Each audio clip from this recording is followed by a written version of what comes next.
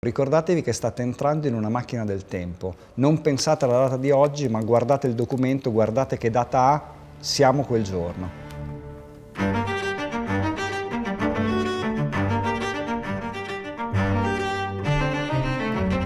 Il nome di questa vettura deriva dalla sua storia, da come è nata, da come si è evoluta, quindi nasce come una 250 testa rossa, partecipa al campionato seguendo l'Annex C, da cui 250 testa rossa competizione, ma poi nel momento in cui viene venduta, la vettura viene venduta con un motore 335 e quindi il nome di questa vettura diventa 250 testa rossa competizione / 335.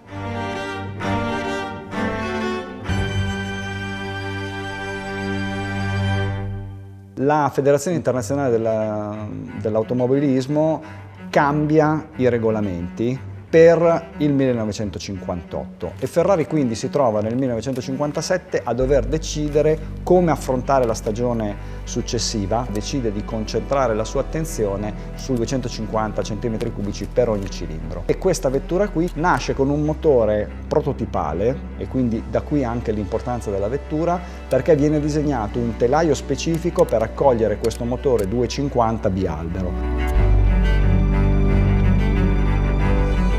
Ferrari decide di vendere la vettura, non con il motore 250 ma con un motore diverso. Siamo in un momento in cui di motori non è che ce ne siano a disposizione tantissimi e quindi Enzo Ferrari recupera un motore con una cilindrata diversa, perché è un motore 335, quindi con una cilindrata di più di 4 litri, che è il motore che De Portago ha usato nella 1000 miglia del 57 e lo installa su questa vettura per poi venderla a uno dei clienti più importanti che c'erano negli Stati Uniti.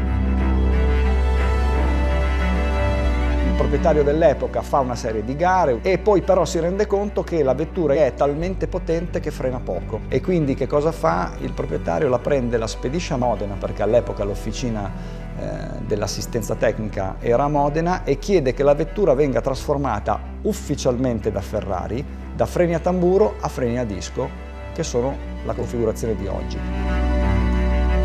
L'attuale collezionista la acquista per aggiungerla alla sua collezione e da lì comincia una nuova vita, che è quella che la porta ad essere qui con noi oggi. Di questa vettura e del suo restauro se ne è parlato a lungo, quindi nel momento in cui poi siamo riusciti a finalizzarlo è stato un momento importante. L'attenzione, la peculiarità che aveva Enzo Ferrari di volere che tutto venisse tenuto tracciato, che tutto venisse scritto, fa sì che anche di questa vettura esista una ricca documentazione nell'archivio di Ferrari Classiche. Alle persone che entrano in archivio dico: ecco, ricordatevi che state entrando in una macchina del tempo. Non pensate alla data di oggi, ma guardate il documento, guardate che data ha, siamo quel giorno. E questa macchina del tempo ci permette di ritornare all'istante in cui viene concepito il progetto, in cui viene realizzato, fino al momento in cui viene venduto. Wow è stato nel momento in cui abbiamo rimesso la carrozzeria. Tutti i fori dei rivetti che servono a fissare la carrozzeria al telaio combaciavano perfettamente, dimostrando che era proprio lei, non c'era alcun dubbio. Un matrimonio fatto ad hoc. Il cambio e il ponte sono stati revisionati, sono stati controllati per garantire che nel momento in cui la vettura tornerà su strada effettivamente verrà utilizzata, ecco, tutto funzioni correttamente.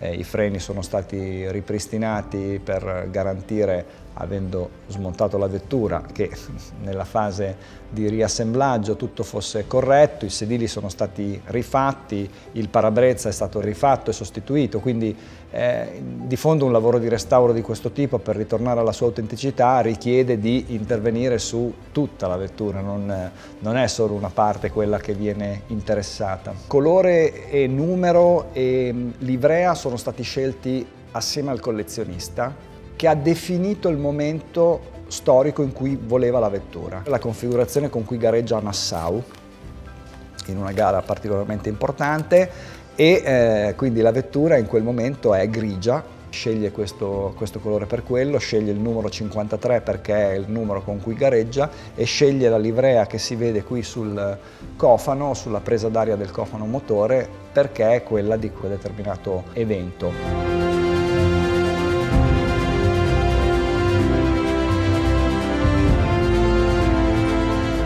Io ero via per un evento e il team assieme al proprietario l'ha messa in moto. Sono sceso da un aereo, ho guardato il telefono, ho ricevuto il messaggio e c'era il video del motore che veniva messo in moto, che ammetto è sempre un momento particolarmente emozionante. L'ho girato al proprietario che comunque era qui, l'aveva vissuto in diretta, dicendogli: hai visto che ce l'abbiamo fatta. Una vettura che ritorna a vita con il motore che si accende, sì, fa vibrare. Sono moltissime le volte in cui abbiamo dovuto affrontare degli attimi, magari anche di panico, nei momenti in cui dici: porca miseria, pensavo di essere arrivato a un buon punto, invece guarda, mi sono tornato indietro. Davvero è stata una corsa contro il tempo, però una bellissima corsa contro il tempo.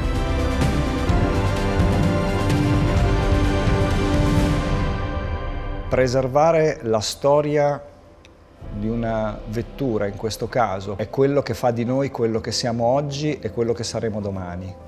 Quindi riportare le automobili a quello che sono, perché solo quello fa sì che diventino parte della storia e come tale immortali.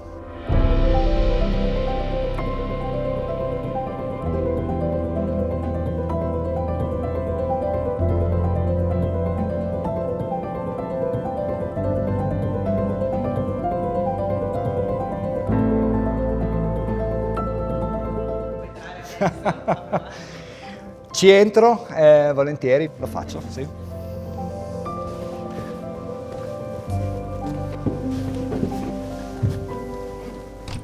Questa Chris non la facciamo vedere. Verrebbe voglia di metterla in moto.